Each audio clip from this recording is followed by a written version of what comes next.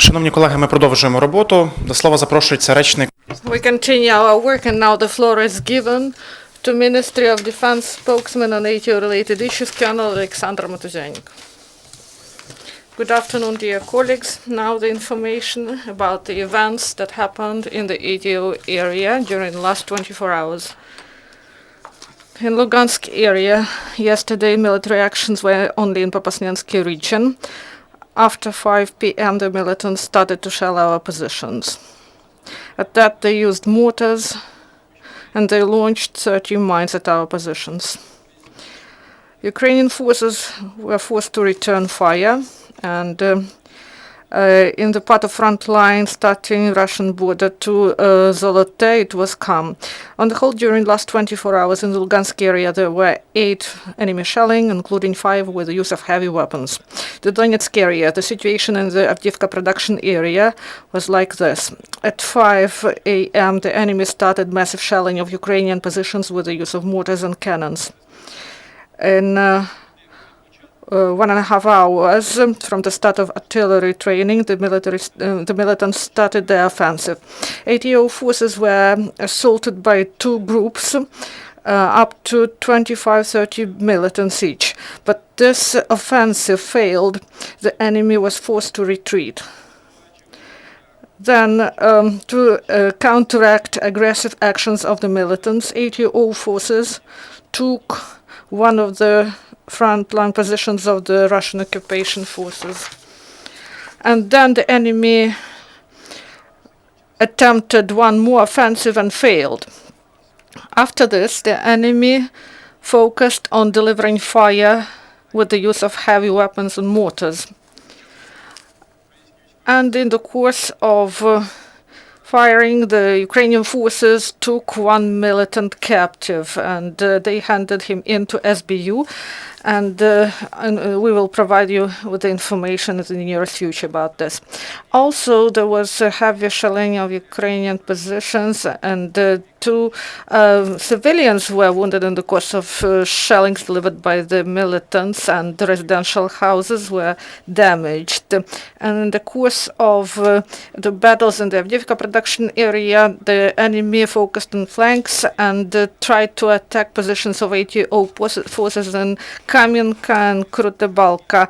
The battle lasted for 1 hour, and in this 1 hour, the militants organized 2 mortar shellings and launched 30 mines.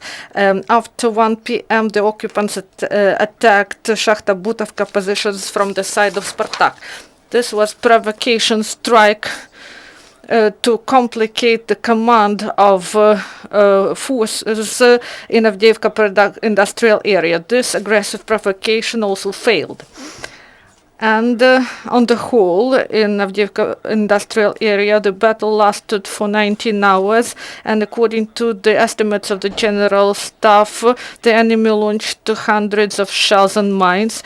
The military actions did not stop, and they continue today. Russian occupation forces continue shelling of ATO positions with the use of mortars, cannons, and tanks, and there's information that the enemy brought reactive artillery. And also, the situation deteriorated in other regions of the Donetsk area, in Troitsk, Zaitsevo, Verkhnetaretsk, and Opetne. The occupants organized heavy mortar shellings, and all of them were in second part of the day, and also in Volvo center position. In our positions in Pisky, a tank advanced and delivered fire for an hour at our positions. And in Mariupol area, the situation remains tense.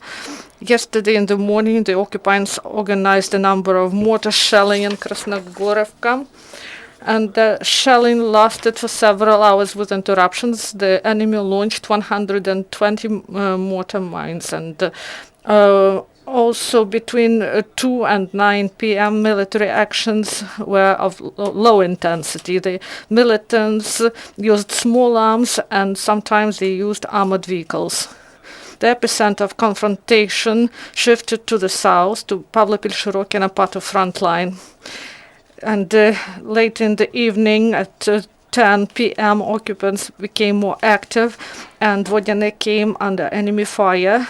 The enemy launched two artillery shells each minute of 122 millimeter of caliber, and closer to midnight, the enemy used reactive artillery there. They launched 20 missiles of Grad systems to Telekivka, and on the whole, during the last 24 hours in the Mariupol area, there were 35 enemy shelling, including 8 with the use of heavy weapons. During the last 24 hours, as a result of the military actions, unfortunately, ATO forces sustained losses.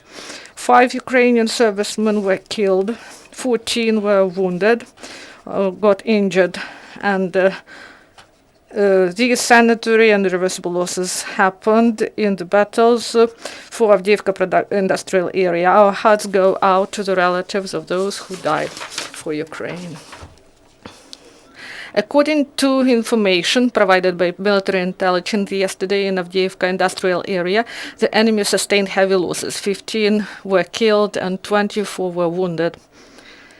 Also, information is confirmed about the death of the commander of the militants, Ivan Balakai, nicknamed Grek. This man took part in the military actions in the ranks of the militants starting in spring 2014. And he took part in battles for Slavyansk, Savrmogila, and also in Sector D for Yasenovata. During the last 2 years, Grek and his proxies held positions in the western suburbs of Gorlovka. This is all for this moment. Do you have questions? Thank you. Colonel, do you have questions? Please. You mentioned that in Lapaharena Espresso TV channel, you mentioned 5 those who were killed. The names, could you mention the names? The names were mentioned by the press center of the brigade, which takes position at the front line. Whether there is any information, more detailed information about today's situation. You mentioned that the combat activities continue. As of now, the situation in Avdiivka industrial area is very complicated. They continue shelling from heavy artillery and mortars, but our servicemen remain at the front line and are ready to repel any offensive. Oleksandr Motuzyanyk, we have got information that 3 militants were conquered as prisoners of war, but 2 of them died. Yes, that's true. And as I mentioned, as of now, we have 1 militant as prisoner of war. We do not disclose his name, but I can tell you that he is officially registered in Makiyevka. Thank you for your attention. The following event will be at 1 p.m.